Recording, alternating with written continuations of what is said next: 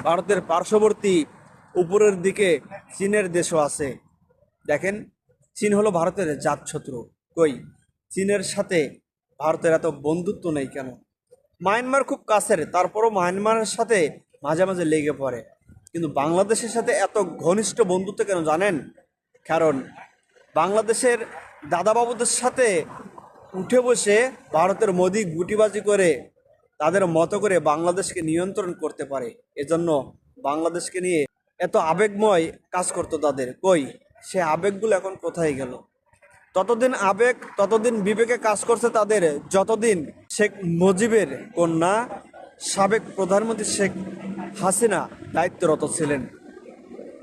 এখন তেলেবাগুনে জ্বলে উঠছে ভারতের বাংলা মিডিয়া কিংবা অন্য প্রদেশের মিডিয়াগুলো। দাদাবাবুদের কথা বলছি। সময় যখন পরিবর্তন হবে আর আপনার পাপের ঘটি যখন পূর্ণ হবে,